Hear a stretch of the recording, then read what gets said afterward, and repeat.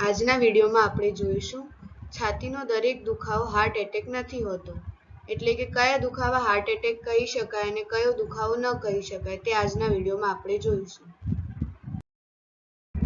સૌથી પહેલા આપણે જોઈશું હાર્ટ એટેક કહેવાય તેવો છાતીના દુખાવાના લક્ષણો।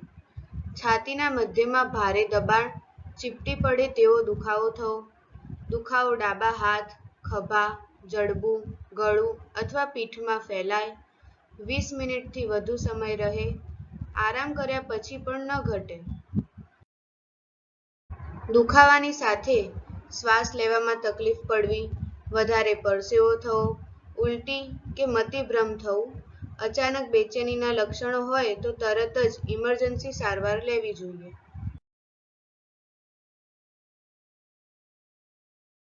હાર્ટ એટેક ન કહેવાય તેવો દુખાવો, ગેસ અને એસિડિટીથી થતો દુખાવો, ખાધા પછી વધવો, ડકાર આવ્યા પછી પણ હળવો દુખાવો થવો, છાતીમાં બળતરા થવી, દબાવવાથી દુખાવો બદલાતો રહે,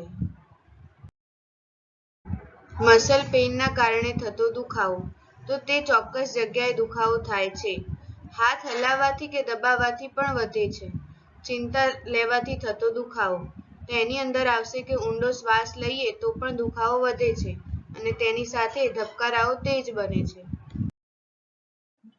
ખાસ ધ્યાનમાં રાખવા જેવી બાબતો, જો વ્યક્તિને ડાયાબિટીસ, બ્લડ પ્રેશર, કોલેસ્ટ્રોલ હોય તો હળવો દુખાવો પણ ગંભીર હોઈ શકે છે। સ્ત્રીઓમાં અને વૃદ્ધોમાં લક્ષણો ક્યારેક સામાન્ય જેવા લાગે છે। શું કરવું જોઈએ? ગંભીર શંકા હોય તો રાહ ન જોવી જોઈએ, નજીકના હોસ્પિટલમાં જઈ ECG કરાવવું જોઈએ। Thank you.